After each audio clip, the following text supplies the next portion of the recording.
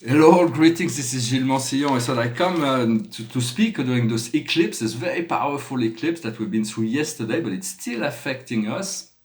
Eclipses are very powerful. The first eclipse of the 20s, and it's the first full moon of the 20s, and it's a very powerful time that we're going through. And there is this today there is this conjunction of Pluto and Saturn. Pluto is the lord of transformation. It holds the root. It holds all the physical structure. Pluto is an essential planet to the solar system because it holds the root and all the physical structure, while Saturn is holding on the karmic responsibility, the duties, the plans that we made on this earth, the things that we need to do and to master. And so Saturn is keeping us on track, while Neptune and Uranus are opening up to the higher frequency of consciousness, and Jupiter is at the center in the heart, creating this expansion. So those 5 planets are very essential.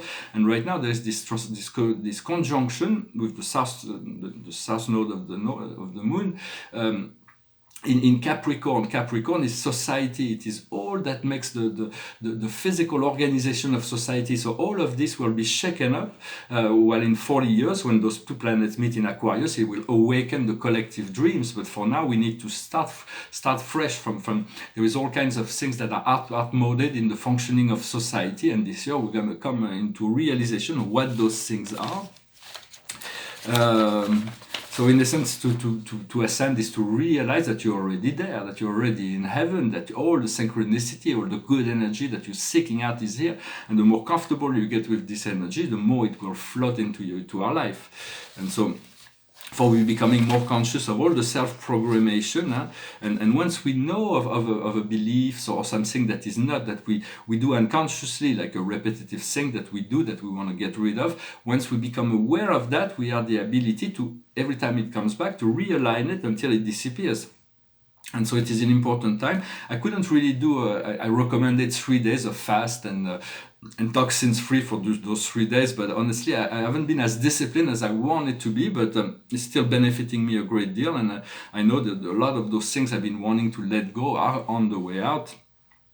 For we do want to control our ego, and the ego, and the ability on how we react to our emotion. It is very essential to become a master of our own behavior, not to react rashly, to take breath, to breathe and return to center. Whatever activate or trigger us is actually here. All the things that we see that is dark in the world are things, if they really bother us, is because we've done those things in the past incarnation. Otherwise, we have a neutral understanding in relationship to all things. So we want to balance things out. So I'm going to pull 5 cards. So the past is the reparation. The present is the crossroad. And the future is deep knowing, or knowingness. So let's see what so reparation, forgiveness, to make amends, to heal after a dispute. So it's been a lot of turmoil, but now it's the past has brought this coming together, this peace that is wanted. Right now it is the crossroad. We'll see what card number 13. The time to make a decision. Weigh the consequences while getting ready to action. Weigh the consequences while getting ready for action. To recognize the obligation to make a necessary choice. So sometimes we have to make choices, and those choices will change the direction and flow of things. As we change our choice, we change everything. Change in relationship to our choice. For there are many things that is within our power. We do not. We have to recognize certain things are completely outside of our power. It's no use to bark against a wall. But there are certain things within our power that we can do that can change, for everything is interconnected, and whether it is personal, spiritual, material, romantic, professional, everything is one and connected. Even the universe is one and connected. And so the future is about deep knowing, intuition, to listen to the oracle within yourself, empathy, hypersensitivity. So hypersensitivity may be a double-edged sword, because we feel the pain a lot more than if we're not sensitive. But it's still worthwhile, because it will open up to, it's about learning to listen to this inner guidance. And so that's what's coming. What we're working on right now is the card number 10. It is the incomplete symphony. It's called the incomplete symphony. So it means it is something that's not complete. It's a lesson that's not learned. It is an affair that hasn't been. It's the absence of conclusion, the need to bring corrective. So as we do that, we know what those correctives are. We bring them one at a time into alignment, and the outcome will be the card number 2, which is a wonderful card. It is the card of Yin. It is the card of Yin.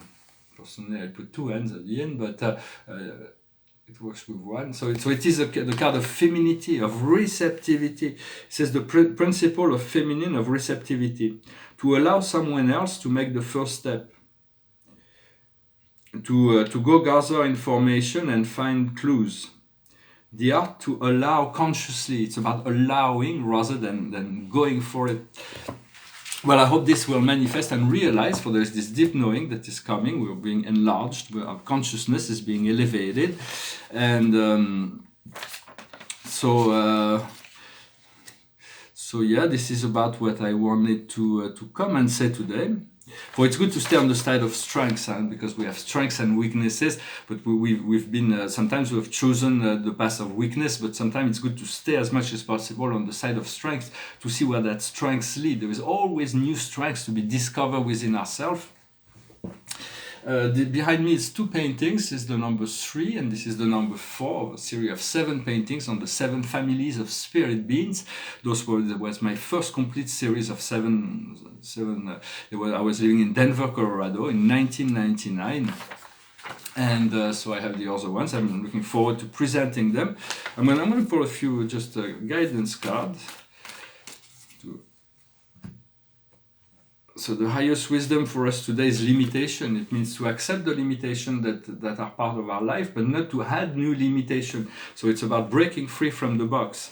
What we need to understand is the higher self. Our higher self is an eternal being of light and life. It is we want to become that. We want to tuning into those higher frequency in order to bring in that you make a union with our higher self, to become our higher self, to let go of the ego and let God, let the process happen, unfold.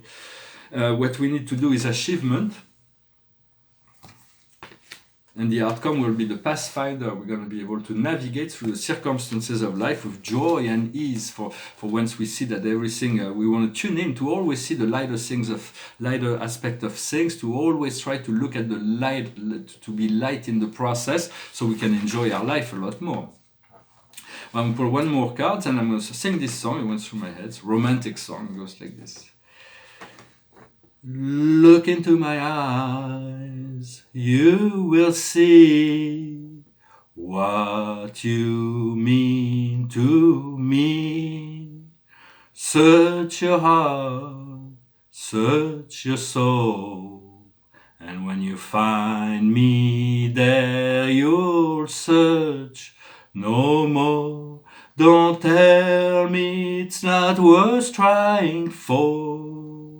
You can't tell me it's not worth dying for.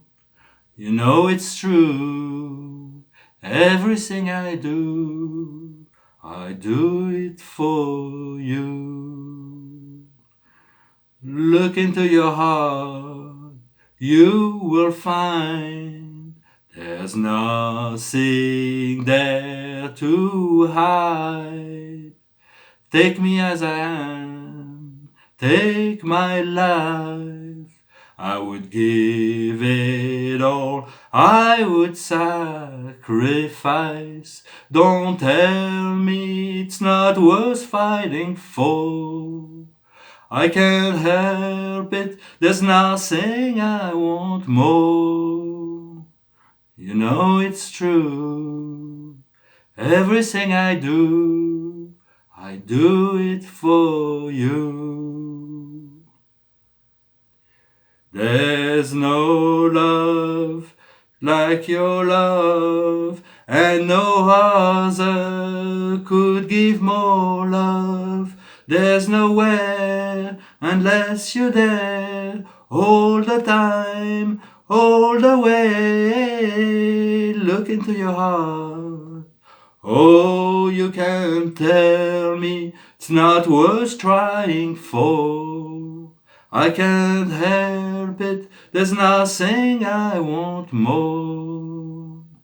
Yeah, I'll fight for you, I'll lie for you, walk the wire for you. Yeah, I'll die for you.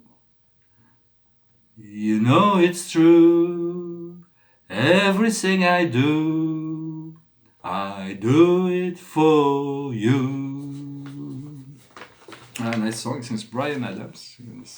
It's a love song. We'll put one more card to see what your Rumi, the great poet from 14th century, is the merciful Mother Jamal. So it's about accepting the blessing. There is this blessing coming from nature, from the goddess, that is given, and in our daily life we can experience the blessing of life, to be open to receiving those gifts, this blessing of the Great Mother. I thank you very much for liking, sharing, commenting, subscribing. I hope this was interesting for you, and I wish you a wonderful day, and I'll talk to you later. Namaste.